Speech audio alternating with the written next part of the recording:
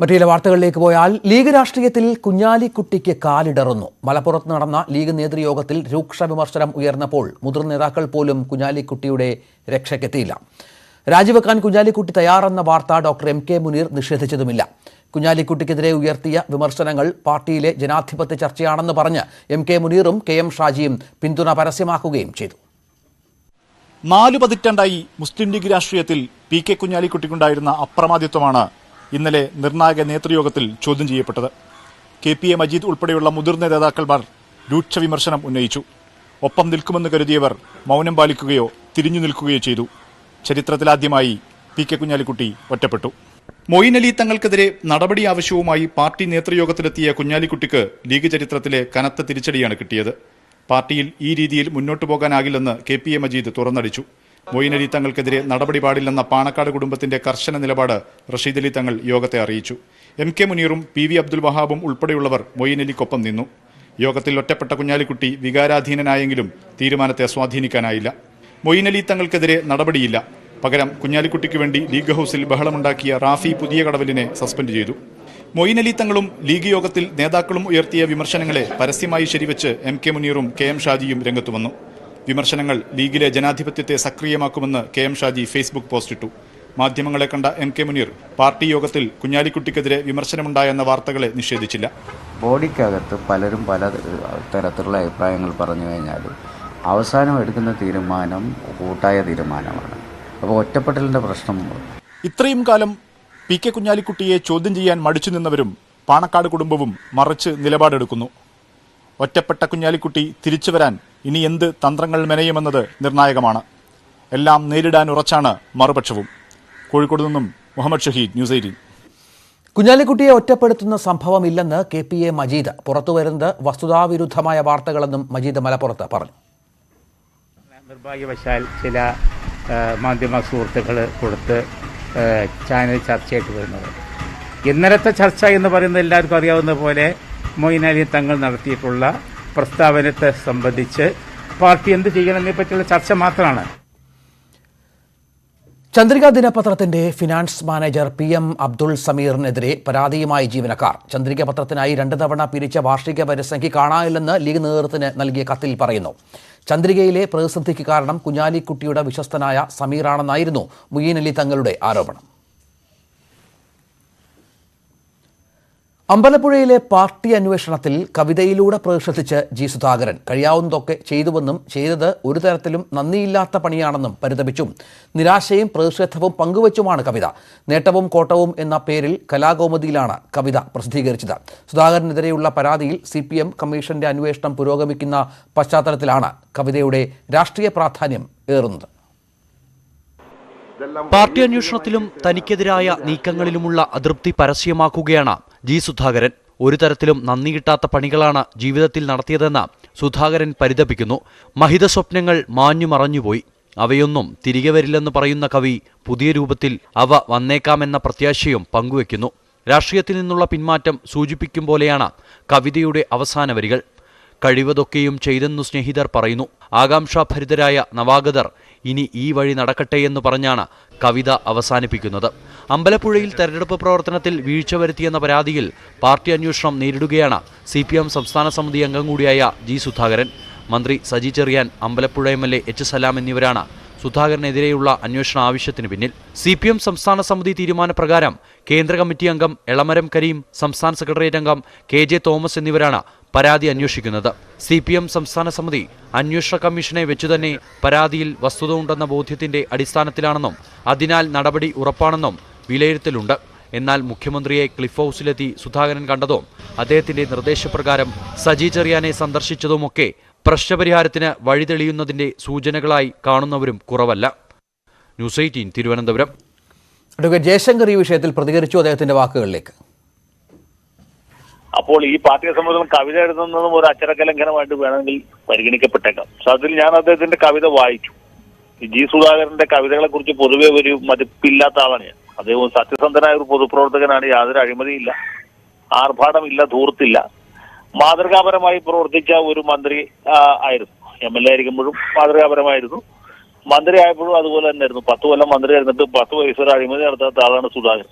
പക്ഷെ അദ്ദേഹത്തിന്റെ കവിതകളെ കുറിച്ച് സത്യത്തിൽ എനിക്ക് യാതൊരു മതിപ്പും ഉണ്ടായിരുന്നില്ല ഈ കവിത വായിക്കുന്നവർ. ഈ കവിത വായിച്ചപ്പോൾ സത്യത്തിൽ ഒരു കവി എന്നുള്ള നിലക്കും അദ്ദേഹം വളരെയധികം പുരോഗമിച്ചു, ഭേദപ്പെട്ടു എന്ന് എനിക്ക് തോന്നി. അദ്ദേഹത്തിന്റെ ഇതുവരെയുള്ള കവിതകളിൽ വെച്ച് ഏറ്റവും നല്ല കവിതയാണ്. ഒരുപക്ഷെ ഈ അനുഭവത്തിന്റെ അല്ലെങ്കിൽ അദ്ദേഹം അനുഭവിക്കുന്ന വേദനയുടെ ഒരു കയ്പുകൊണ്ടായിരിക്കാം, ചവർപ്പുകൊണ്ടായിരിക്കാം ഇങ്ങനെ ഒരു കവിത അദ്ദേഹം എഴുതേണ്ടതെന്ന് എനിക്ക് തോന്നുന്നു. CPM 23-ാം പാർട്ടി കോൺഗ്രസ് കണ്ണൂരിൽ 3 ദിവസത്തെ കേന്ദ്ര കമ്മിറ്റി യോഗത്തിലാണ് കേരളത്തിൽ പാർട്ടി കോൺഗ്രസ് നടത്താൻ തീരുമാനമായത്. ഇതിനു പുറമെ കേരളം, ബംഗാൾ ഉൾപ്പെടെയുള്ള സംസ്ഥാനങ്ങളിലെ തെരഞ്ഞെടുപ്പ് അവലോകന റിപ്പോർട്ടും കേന്ദ്ര കമ്മിറ്റി യോഗം അംഗീകരിച്ചു. പെഗസസ് ഫോൺ ചോർത്തൽ, പാർലമെന്റ് സ്തംഭനം, കർഷക പ്രക്ഷോഭം ഉൾപ്പെടെയുള്ള വിഷയങ്ങളും കേന്ദ്ര കമ്മിറ്റി യോഗത്തിൽ ചർച്ചയായി. ഇടവേളയാണ്. കൂടുതൽ വാർത്തകൾക്കും വിശദാംശങ്ങൾക്കും malayalam.news18.com.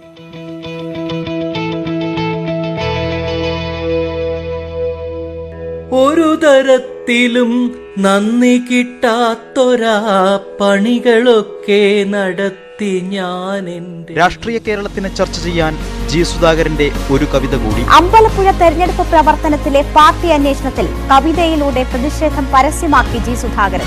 മഹിത ജീവിതം സാമൂഹ്യമായെന്നു പ്രവർത്തനം നടത്തിയ വീഴ്ചയിൽ ജി സുധാകരന്റെ CPM-ന്റെ സംസ്ഥാന സെക്രട്ടേറിയറ്റ് ഏർപ്പെടുത്തിയ അന്വേഷണം പുരോഗമിക്കുകയാണ്. അവകളൊന്നുമേ തിരികെ വരാനില്ല, പുതിയ രൂപത്തിൽ വന്നാൽ വന്നെന്നു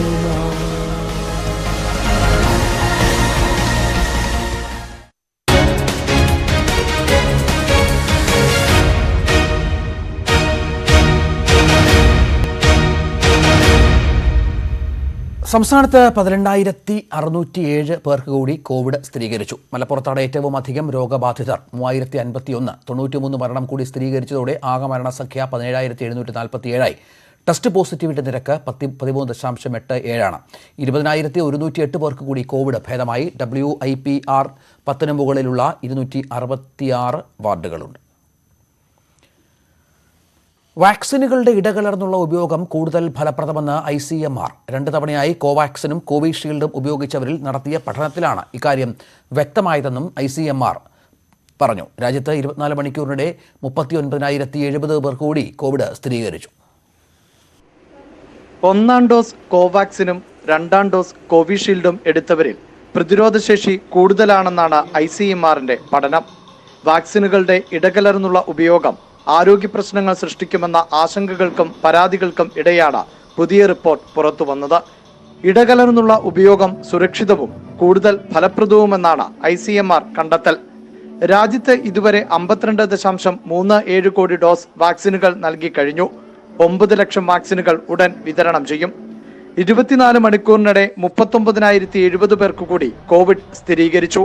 491 കോവിഡ് മരണവും റിപ്പോർട്ട് ചെയ്തു. 43,000-ലധികം പേർക്കാണ് ഇന്നലെ രോഗം ഭേദമായത്. രോഗികളുടെ എണ്ണത്തേക്കാൾ കൂടുതലാണ് രോഗം ഭേദമാകുന്നവരുടെ നിരക്ക്. 4,60,000-ലധികം പേർ നിലവിൽ ചികിത്സയിലുണ്ട്. ന്യൂസ് 18 ഡൽഹി. കരിപ്പൂർ സ്വർണ്ണക്കവർച്ച കേസ് അന്വേഷണ സംഘത്തെ ലോറി ഇടിപ്പിച്ച് കൊല്ലാൻ ആസൂത്രണം നടന്നുവെന്ന് പോലീസ് വെളിപ്പെടുത്തൽ. കേസിൽ അറസ്റ്റിലായ റിയാസ് എന്ന കുഞ്ഞിമുവിനെ ചോദ്യം ചെയ്തതിൽ നിന്ന് ആണ് വിവരം ലഭിച്ചത്. കൊണ്ടോട്ടി പോലീസ് കേസ് രജിസ്റ്റർ ചെയ്ത് അന്വേഷണം തുടങ്ങി. കൊടുവള്ളി സ്വദേശി റിയാസ് എന്ന കുഞ്ഞിതുവിനെ ജൂലൈ 30-നാണ് പോലീസ് പിടികൂടിയത്. ഇയാളുടെ മൊബൈൽ ഫോൺ പരിശോധനയിൽ നിന്നാണ് ഇത്തരത്തിൽ ഗൂഢാലോചന വിവരങ്ങൾ പോലീസിന് ലഭിച്ചത്.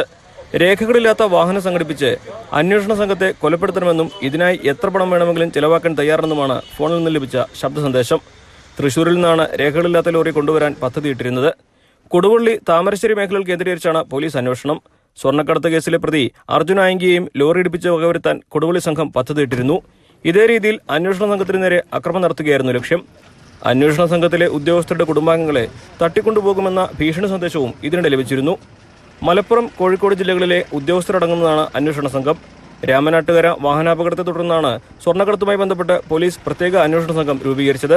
കൊണ്ടോട്ടി ഡിവൈഎസ്പിയുടെ നേതൃത്വത്തിലുള്ള സംഘം ഇതുവരെ 27 പേരെ അറസ്റ്റ് ചെയ്തിട്ടുണ്ട്. ന്യൂസ് 18 മലപ്പുറം. കോതമംഗലത്ത് ഡോക്ടർ മാനസയെ കൊലപ്പെടുത്തിയ രഖിലിനെ തോക്കുപയോഗിക്കാൻ പരിശീലിപ്പിക്കുന്നതിന്റെ ദൃശ്യങ്ങൾ പുറത്ത്. ബീഹാറിൽ നിന്ന് അറസ്റ്റിലായ മനീഷ് കുമാർ തോക്കുപയോഗിക്കാൻ പരിശീലിപ്പിക്കുന്ന ദൃശ്യങ്ങളാണ് പുറത്തുവന്നത്. ഇടനിലക്കാർക്കൊപ്പം രഖിൽ വാഹനത്തിൽ സഞ്ചരിക്കുന്ന ചിത്രങ്ങളും പോലീസിന് കിട്ടി.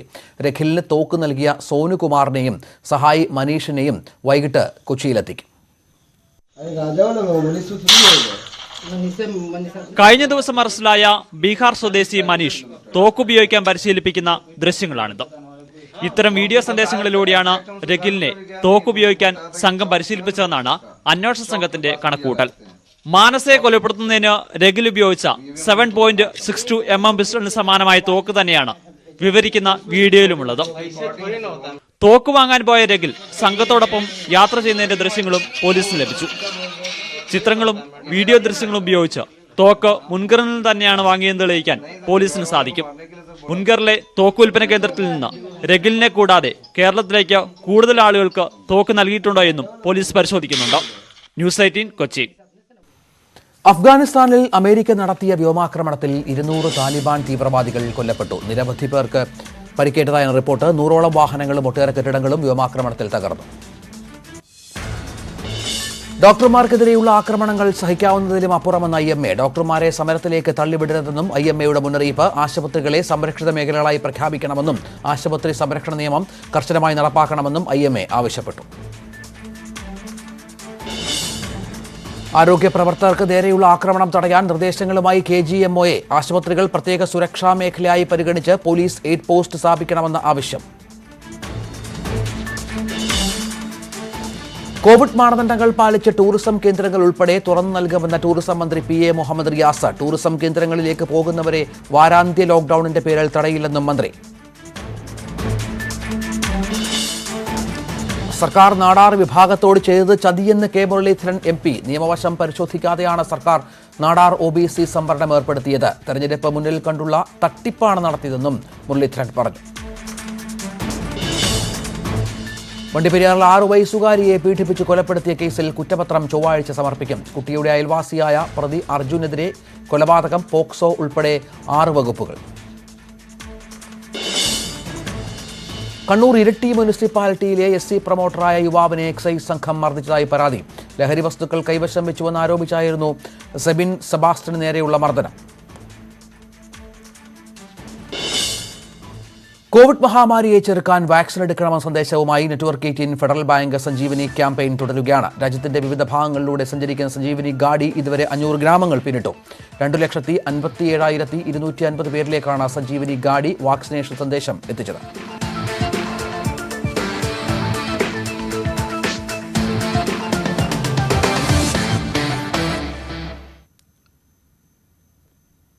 വാർത്താ ബുള്ളറ്റിൻ പൂർണ്ണമാവുകയാണ്. കൂടുതൽ വാർത്തകൾക്കും വിശദാംശങ്ങൾക്കും Malayalam.news18.com